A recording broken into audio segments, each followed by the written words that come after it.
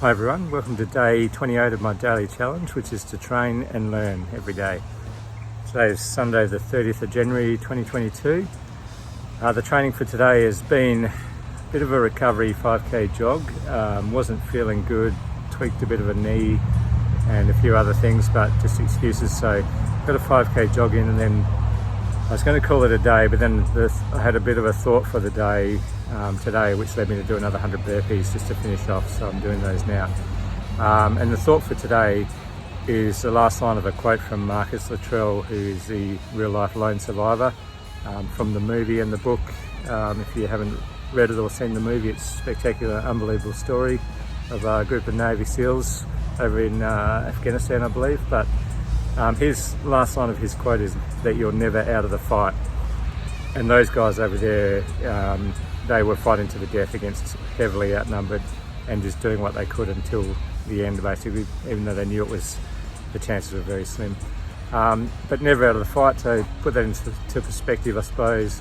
With my policing and tactical response group career, there weren't many times where you were on the back foot, where things were going that bad. Especially in tactical response group, we planned to win and we quite often had it going our way. But I do remember times in the policing, we had big riots and were heavily outnumbered, and the crowd turning on us, and we had hundreds, if not thousands, against us in a small group of 6 at one stage. And that mentality with the group we were in, we had that mentality all the way, and we basically took on the ringleaders of the riots as they had a go at us, and the others stayed back, and eventually we got assistance and got out of there. But it doesn't come up too many times, but when these circumstances come up in life, never out of the fight is a brilliant way to think.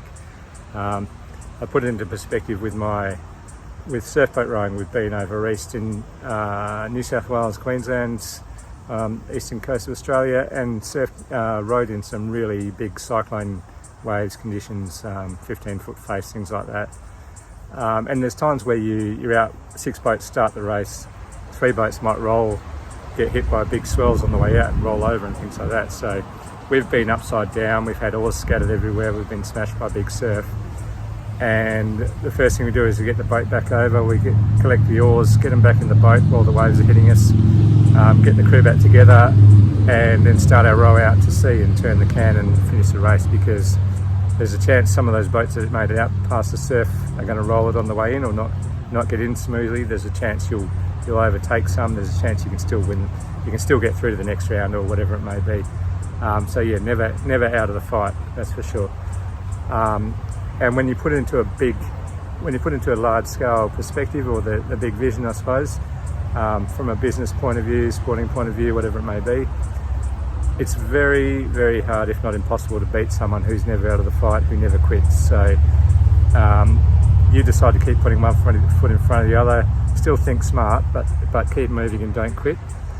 Who is possibly going to beat you? If they might beat you in the small fight, but in the long run, in the long war, then you're not going to quit, you're going to keep going, you're going to push through.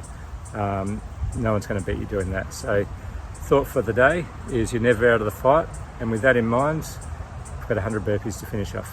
Thank you.